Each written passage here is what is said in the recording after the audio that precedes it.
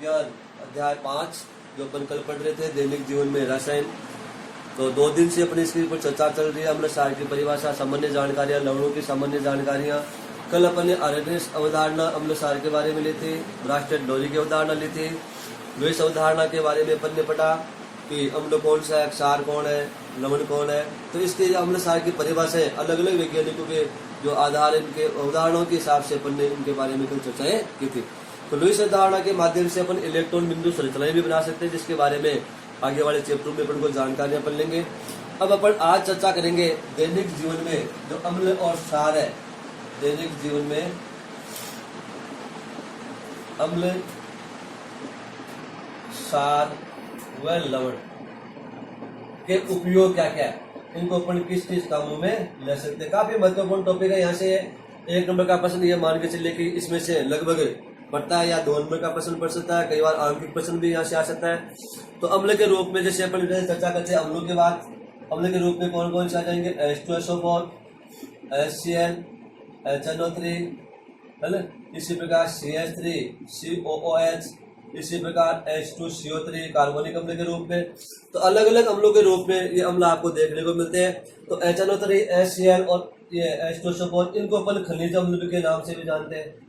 इनको अपन क्या कहते हैं, खनिज अम्ल कहते हैं। इसी प्रकार H2CO3 ग्रुप के जो अम्ल है उनको अपन क्या कहते हैं, खाने योग्य भाग है, यानी पेड़ पौधों में, जंतुओं में ये अम्ल पाए जाते हैं, इसलिए इनको अपन क्या बोलते हैं, कार्बनिक अम्लों की श्रेणी में लेते हैं। तो इसका मतलब अलग अलग जो अम्ल है वो आपको अलग अलग रूप में क्या होंगे, देखने को मिलेंगे। तो पादपों में पाए जाने वाले अम्लों के रूप में से सिट्रिक एसिड है, एसिटिक एसिड है, लैक्टिक अम्ल है ना। इसी प्रकार जैसे टाइट्रिक एसिड है, मैलिक अम्ल है।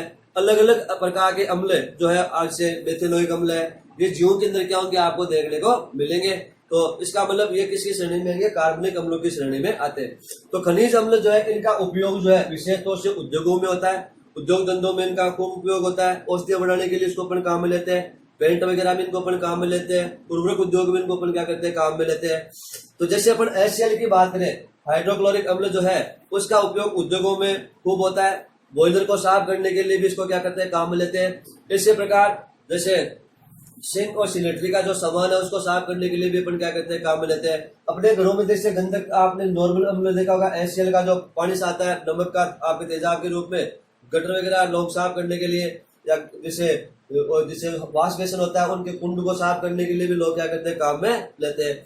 इसी प्रकार HNO3 जो नाइट्रिक एसिड है, नाइट्रिक एसिड का जो उपयोग है सामान्यतः उर्वरक उद्योग में खूब होता है। इसी प्रकार सोना चांदी के जो गेन्य होते हैं उनको साफ करने के लिए भी HNO3 को क्या करते हैं, इस्तेमाल करते हैं। HNO3 की क्रिया जैसे HNO3 और HCl दोनों का जो मिश्रण होता है, यानी दोनों का मिश्रण, तो एक भाग किसका, HNO3 का एक भाग, और 3 भाग इसके, 3 भाग HCl के। इनसे किसका निर्माण होता है, अम्लराज का निर्माण होता है। अम्लराज जिसको बोलते हैं एक्वा रेजिया, एक्वा रेजिया का निर्माण होता है। तो एक्वा रेजिया एक ऐसा पदार्थ बन जाता है जिसमें सोना चांदी प्लेटिनम किसी भी धातु को डाले वो धातु क्या होती है, पानी में कन्वर्ट हो जाएगी, गड़ जाएगी। तो एक्वा रेजिया का उपयोग है वो इस प्रकार से काफी हद तक किया जाता है। तो अम्लराज का उपयोग सोना चांदी या अन्य धातुओं को विलय करने के लिए क्या करते हैं, इसको काम में लेते हैं। तो HNO3 जो होता है उसका उपयोग अलग प्रकार से हो गया। इसी प्रकार सल्फ्यूरिक अम्ल, गंधक का अम्ल जो है H2SO4 अम्लों का राजा भी इसको कहते हैं, क्योंकि विश्व के अंदर सबसे अधिक मात्रा में यह अम्ल काम में आता है। और जिस देश में इसकी खपत ज्यादा होती है, जितनी अधिक होगी वो देश आर्थिक रूप से उतना ही क्या होगा, सुदृढ़ होगा। क्योंकि इसका उपयोग गाड़ियों की बैटरी में होता है, उद्योग धंधों में होता है, और उद्योग धंधे ही किसी देश की जो है वो आर्थिक स्थिति के लिए उत्तरदायी होंगे। इसका मतलब इसका उपयोग सेल है, कार है, बैटरी है या उद्योगों में विशेष तौर से किया जाता है। इसी प्रकार जो आपके एसिटिक एसिड है CH3COH के रूप में, तो इसका उपयोग सिरके के रूप में अपन नॉर्मल करते हैं। तो खाद्य पदार्थ है, अचार है, मुरब्बा है, आदि पदार्थों को संरक्षित करने के लिए सामान्यतः लंबे समय से इसको काम में लेते हैं। इसके अलावा जो लकड़ी होता है, फर्नीचर होता है, उसको साफ करने के लिए भी क्या करते हैं, सिरके को क्या करते हैं, लोग काम में लेते हैं। इसी प्रकार अपन सारों की चर्चा करें तो जैसे अम्ल के रूप में अलग अलग अम्लों के उपयोग क्या हो गया, अलग अलग क्षेत्र में हो गए। तो क्षारों का उपयोग भी काफी हद तक उद्योगों में किया जाता है। जैसे साबुन उद्योग है, अपमार्जक उद्योग है, कागज उद्योग है, वस्त्र उद्योग है, आदि के अंदर क्या करते हैं, इनको अपन काम में लेते हैं। तो यहाँ पे नॉर्मल जो काम में आता है वो कौन सा क्षार होता है, NaOH, सोडियम हाइड्रोक्साइड जो होता है कास्टिक सोडा, इसका उपयोग इन क्षेत्रों में विशेष तौर से किया जाता है। इसी प्रकार औषधियों के निर्माण में जैसे एंटासिड के रूप में आपके बदहजमी वगैरह कई बार हो जाती है, पाउच वगैरह मार्केट में आते हैं, तो उसमें मिल्क ऑफ मैग्नीशिया, जिसका नाम होता है मिल्क ऑफ मैग्नीशिया MgOH का होल ट्वाइस, मैग्नीशियम हाइड्रोक्साइड का यह पाउडर मिश्रण एक प्रकार से औषधि के रूप में काम में आता है। इसको एंटासिड के नाम से भी अपन क्या करते हैं जानते हैं। अतः पेट की अम्लता को हटाने के लिए या पेट की जो कब्ज होती है उसको दूर करने के लिए अपन क्या करते हैं, काम में लेते हैं। तो इस प्रकार से जो मिल्क ऑफ मैग्नीशिया उसका उपयोग होता है। हालांकि इसके स्थान पे अपन जैसे NaCO3 मीठा सोडा जो होता है वो भी इस एंटासिड के रूप में काम में आता है, परंतु वो किसकी श्रेणी में आ गया, वहां पे लवणों की श्रेणी में आ रहा है। इसी प्रकार कैल्शियम हाइड्रोक्साइड CaOH का होल ट्वाइस, कैल्शियम हाइड्रोक्साइड भी एक क्षारीय पदार्थ है। इसका उपयोग सफेदी के रूप में मकानों पे आप कली करते हो। कली जो होती है उसमें किसके पानी है, पानी के साथ में आपने क्या डाला, चूना डाला है बिना बुझा हुआ, किसका निर्माण हो गया, कैल्शियम हाइड्रोक्साइड का। तो इसका मतलब एक प्रकार से कीटनाशक के रूप में भी दीवारों के ऊपर काम कर रहा है, चूने के रूप में भी जिसे लोग इसको यूज में ले रहे हैं। जैसे कड़ी पानी में घोलने के पश्चात देखा हुआ कई मकान बनाने में निपाई वगैरह करने के लिए जो एकदम व्हाइट चूना तैयार करते हैं, इसी के माध्यम से तैयार करते हैं। इसी प्रकार मिट्टी की अम्लता दूर करने के लिए भी जो कैल्शियम हाइड्रोक्साइड है उसको लोग क्या करते हैं, छिड़काव के रूप में भी क्या करते हैं, यूज में लेते हैं, या जो है जल के साथ में मोहने के रूप में भी क्या करते हैं, इसको काम में लेते हैं।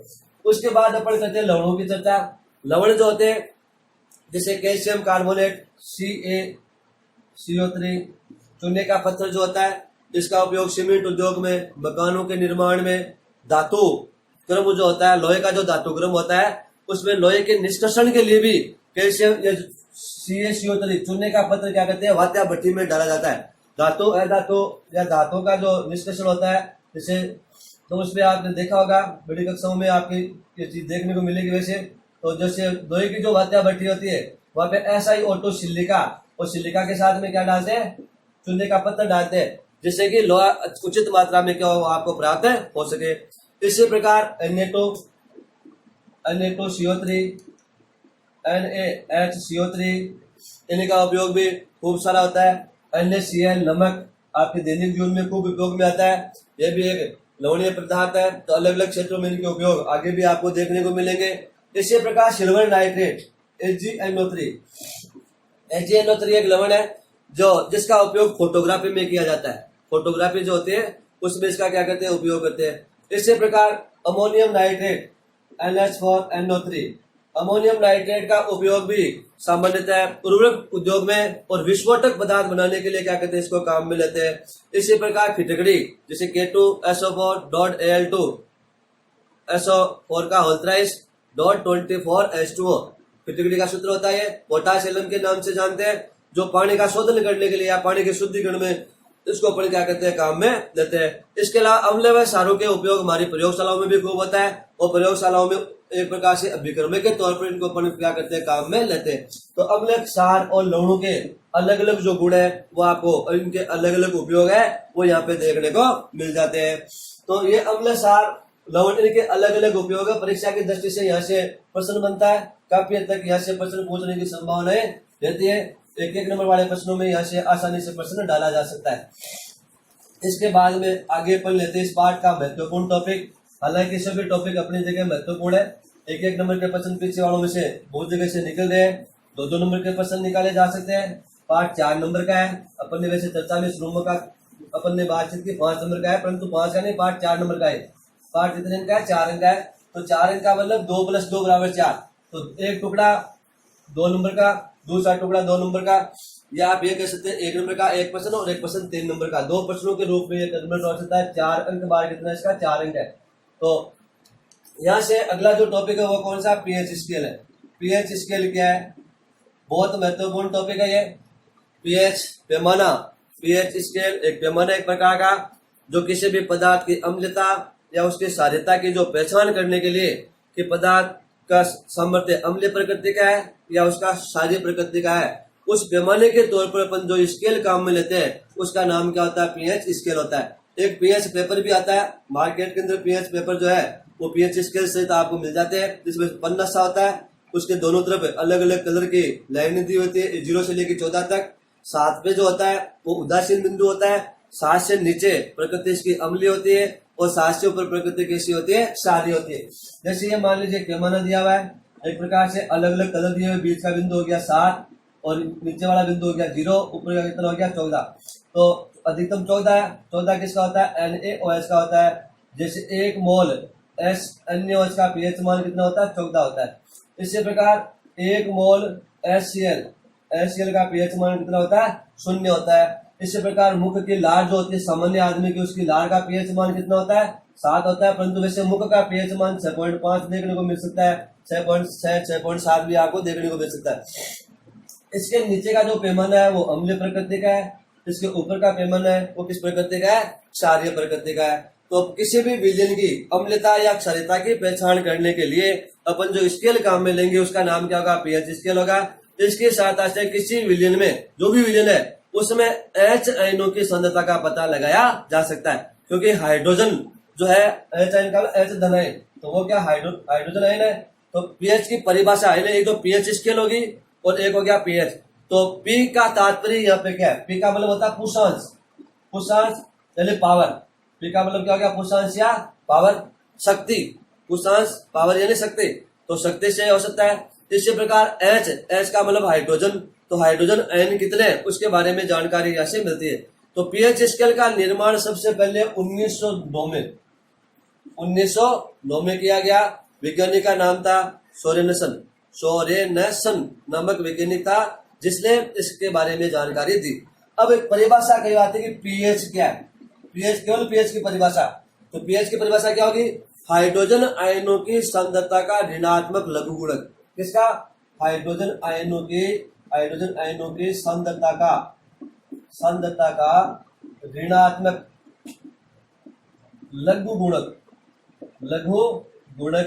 क्या कहलाता है, pH कहलाता है। क्या कहलाएगा, pH। तो pH बराबर किसके हो गया, pH बराबर माइनस लॉग H धनायन हो गया, H धनायन के रूप में। अब मान लीजिए आपको pH याद करना है, तो इसका मतलब आप इसको किस रूप में लिख सकते हो, क्योंकि H2O, तो H धनायन मिलने से किस में कन्वर्ट हो गया, ये H3O धनायन में कन्वर्ट हो गया। तो ये pH बराबर किसके हो जाएगा, माइनस लॉग H3O धनायन। इसका मतलब हाइड्रोनियम आयन का निर्माण हो गया एक प्रकार से यहाँ पे। तो इसका मतलब विलयन में H धनायन जो है वो सीधा नहीं होगा, क्योंकि जल के अंदर तो H धनायन सीधा मिलेगा नहीं आपको।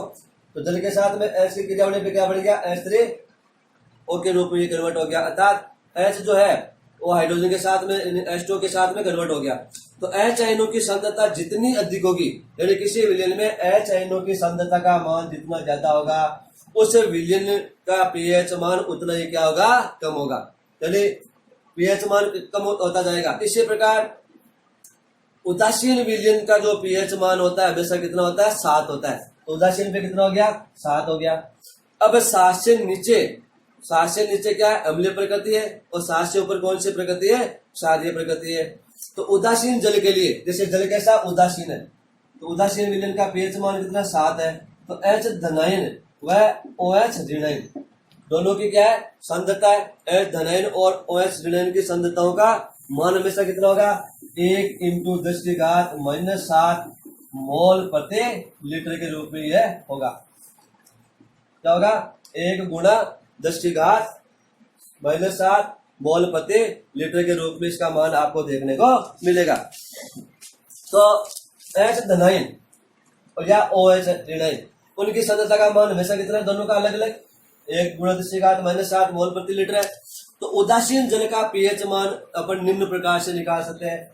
तो उदासीन जल का pH मान होगा कितना, pH बराबर किसका, उदासीन जल का निकाल लो, तो ये हो गया माइनस लॉग, और ये कितना हो गया, सांद्रता का मान दिया हुआ, ये सांद्रता का मान कितना है, 1 × 10⁻⁷ है उदासीन के लिए, दोनों का है ना। धनायन का मान इतना है। अब इसको आप जब आगे बढ़ाओगे तो ये किसका हो गया, -7 लॉग में कन्वर्ट हो गया, क्योंकि ये जो घात हो यहाँ पे किसी होगी, प्लस की होगी, तो ये हो गया 7 लॉग। अब 7 लॉग किसके बराबर, 7 लॉग 10 हो गया ये। तो इसको अपन एक, क्योंकि लॉग जो 10 होता है, लॉग 10 का मान बराबर किसका होता है, 1 का। तो 7 × 1 = 7। इसका मतलब pH मान कितना आ गया, 7 आ गया। तो उदासीन जल के लिए पीएच मान कितना हो जाएगा, 7 हो जाता है। तो यदि पीएच यदि 7 से कम है तो विलयन कैसी प्रकृति का, अम्लीय प्रकृति का। 7 है तो उदासीन, और 7 से अधिक यानी 14 तक उसके विलयन की प्रकृति कैसी होगी, क्षारीय प्रकृति होती है। तो अम्लों में क्षारों के सामर्थ्य विलयन में उपस्थित एच धनायन और एच ऋणायन की सांद्रताओं पर क्या करता है, निर्भर करता है। उसके आधार पर इनके पीएच के मान है वो क्या कर सकते हैं, निकाले जा सकते हैं। अब जो पीएच मान है अलग अलग चीजों के, वो कई बार आपको पूछ लेता है कि इसका पीएच मान कितना होता है, या इनमें से किसका पीएच मान अधिक है, किसका पीएच मान कम है, तो इनमें किस पदार्थ की प्रकृति क्षारीय है, किस पदार्थ की प्रकृति अम्लीय है। इस प्रकार के प्रश्न आपको दे दिए जाते हैं, जिसमें क्षारीय प्रकृति वाले पदार्थ भी होंगे और अम्लीय प्रकृति वाले पदार्थ भी वहां पे क्या होंगे, आपको देखने को मिलेंगे। तो पीएच मान अलग अलग पदार्थों के किस रूप में होंगे, जैसे आपको प्रश्न के रूप में दे दिया गया 4, 5, 6 इस प्रकार से। जैसे दिया हुआ है कि 1 मोल HCl का पीएच मान कितना होता है, 0 होता है। कितना होता है, 0। 1 मोल HCl का पीएच मान कितना होगा, 0 होगा। 1 मोल NaOH सोडियम हाइड्रोक्साइड का पीएच मान कितना होता है, 14 होता है। इसी प्रकार जठररस हमारे आमाशय में होता है, इसका पीएच मान कितना होता है, 1.2 होता है। इसी प्रकार दूध जो अपन घरों में क्या करते हैं, पीने के लिए काम में लेते हैं, इसका पीएच मान वैसे पेज में 6.4 मिलेगा, परंतु नॉर्मल 6.5 से 6.7 तक ये होता है दूध का पीएच मान अमूमन। इसी प्रकार जैसे दही आप घरों में यूज में लेते हो, हल्का खट्टापन भी होता है, प्रकृति कैसी होगी, अम्लीय, तो पीएच मान 4.5 से लेके 5.5 तक क्या होगा, आपको देखने को मिल सकता है। इसी प्रकार नींबू का रस इसका पीएच मान कितना होगा, 2.2 हो जाएगा। इसी प्रकार टमाटर आप यूज में लेते हो घरों में, टमाटर का पीएच मान जो होता है वो होता है 3.5 से 4.7 तक होता है। तो टमाटर का जो जूस है उसका पीएच मान अलग होता है, जूस का पीएच मान होगा 4.1, क्योंकि उसमें आप कुछ चीजें और भी डाल सकते हो, उससे पीएच मान बदल जाएगा। इसी प्रकार संतरा का जो अपन घरों में यूज लेते हैं खाने के लिए, खट्टापन हल्का सा होता है, 3.6 से 4.3 तक इसका पीएच मान आपको देखने को मिल सकता है। इसी प्रकार रक्त, अमूमन परीक्षा में यहाँ से प्रश्न आता है, रक्त का पीएच मान कितना होता है, 7.4 अपन लेते हैं औसत के रूप में, वैसे इसका पीएच मान होता है 7.3 से 7.5 तक आपको देखने को मिलता है।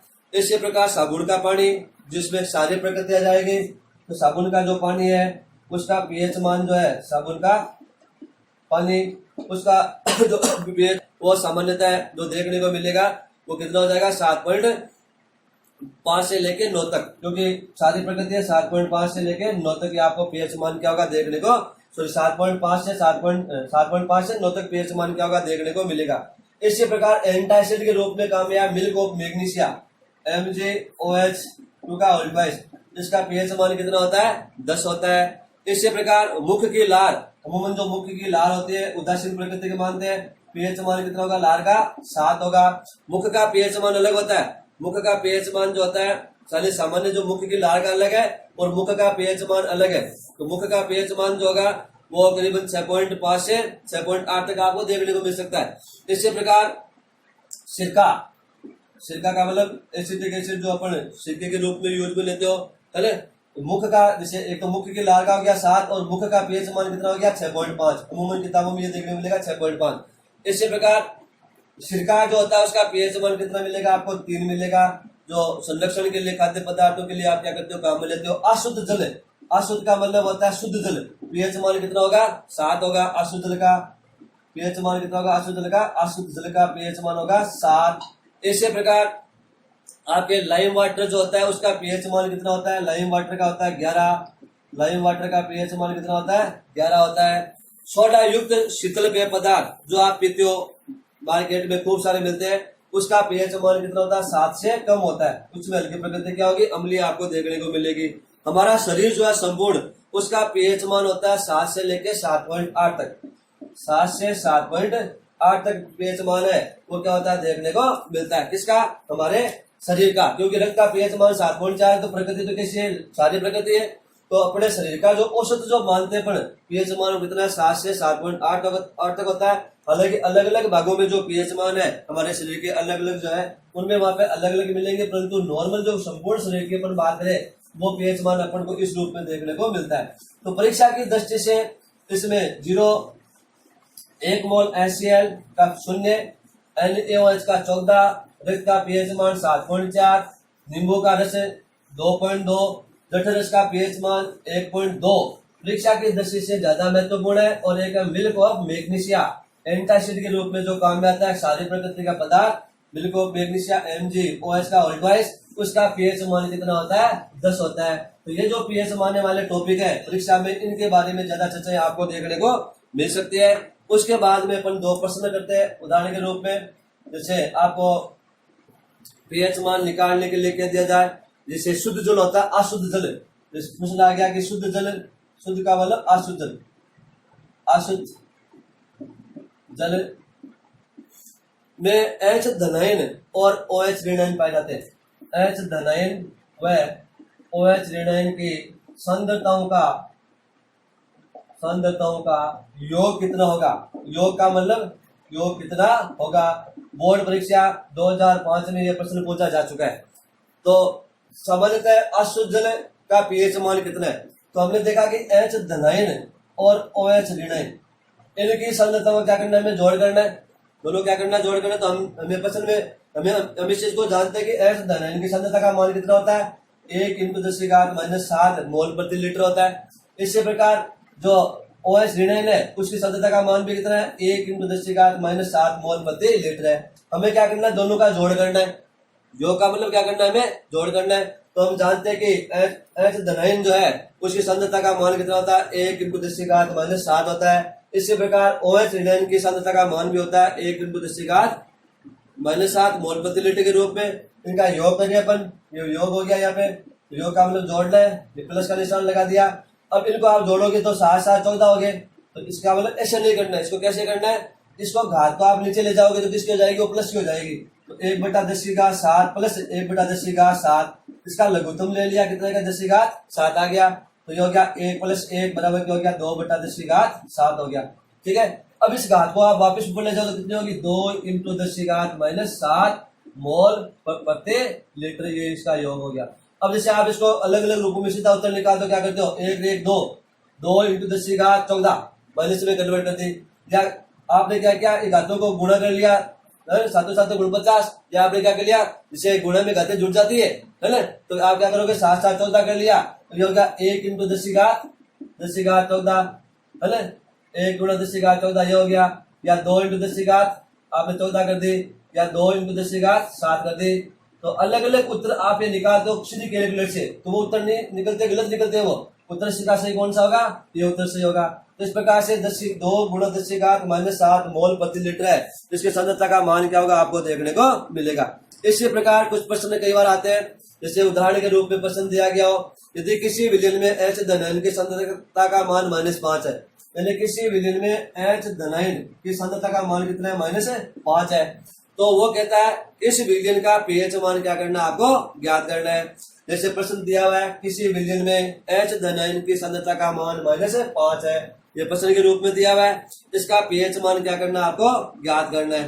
तो पीएच मान के लिए जिससे अपन ने कैलकुलेशन की थी पीएच बराबर किससे हो गया log है ना H धनायन। तो जैसे आपको प्रश्न दिया हुआ है कि कोई विलयन है और विलयन जो भी है उसमें H धनायनों की जो सांद्रता का मान है वो कितना दिया हुआ है -5 दिया हुआ है। कितना दिया हुआ है -5, किसका H धनायन की सांद्रता का मान। तो इसका पीएच मान क्या करना है आपको निकालना है।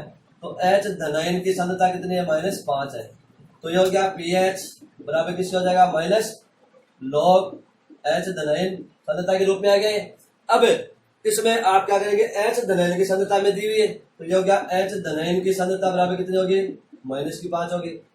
अब इसको ऊपर क्या करेंगे यहाँ पे मान में रख देंगे, ये हो गया पीएच बराबर हो गया log ये हो जाएगा -5 किसके H धनायन की सांद्रता।